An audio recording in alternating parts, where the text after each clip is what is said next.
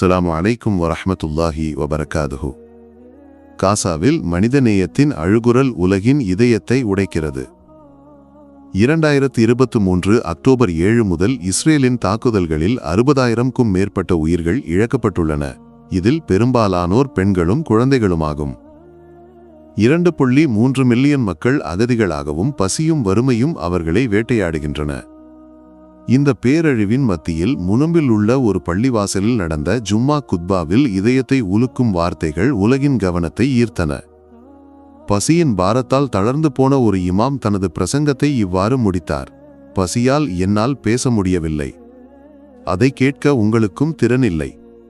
எல்லோரும் எழுந்து நில்லுங்கள், நாம் தொழுகையை ஆரம்பிக்கலாம்.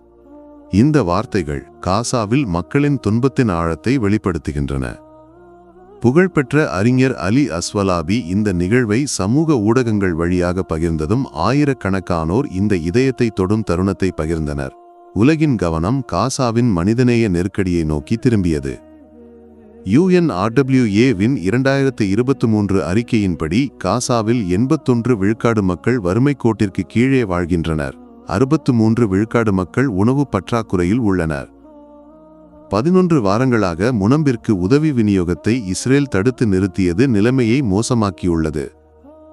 இந்த பின்னணியில் இமாமின் வார்த்தைகள் ஒரு தனிப்பட்ட அனுபவம் மட்டுமல்ல, மாறாக காசாவில் மக்களின் கூட்டுத் துயரத்தின் பிரதிபலிப்பாகும். பசி, வறுமை, இழப்பு ஆகியவற்றின் பாரம் அவர்களின் உடலையும் மனதையும் ஒரே மாதிரி பலவீனப்படுத்துகிறது. இருப்பினும் இமாமின் தொழுகைக்கு அழைப்பு விசுவாசத்தின் அடித்தளத்தில் உறுதியாக நிற்கும் காசாவின் மக்களின் அசைக்க முடியாத தைரியத்தை குறிக்கிறது. இஸ்லாம் பொறுமையையும் தாங்குதலையும் பற்றி கற்பிக்கிறது. குர்ஆனில் அல்லாஹ் கூறுகிறான்: நிச்சயமாக பொறுமையாக இருப்பவர்களுக்கு அவர்களின் பலன் முழுமையாக வழங்கப்படும், எந்த கணக்கும் இல்லாமல்.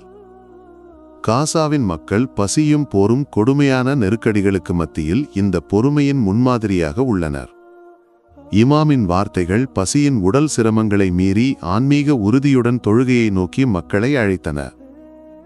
இது அல்லாஹ்வின் மீது நம்பிக்கை வைப்பதன் வலிமையான வெளிப்பாடாகும். குர்ஆன் கூறுகிறது: உமது இறைவனின் பாதையில் துன்பங்களை பொறுத்தவர்களுக்கு, அவர்கள் விசுவாசிக்கவும் நற்செயல்கள் செய்யவும் செய்பவர்களுக்கு அவர்களுக்கு மிகச்சிறந்த பலன் உண்டு. இமாமின் தொழுகைக்கு அழைப்பு காசாவின் மக்களின் ஆன்மீக வலிமையின் அடையாளமாகும். தொழுகை ஒரு முஸ்லிமின் வாழ்க்கையின் மையமாகும். நெருக்கடிகளில் அது அல்லாஹ்வுடனான தொடர்பை வலுப்படுத்துகிறது. நபி கூறினார்கள்: உனது இதயத்தின் அமைதிக்காக தொழு.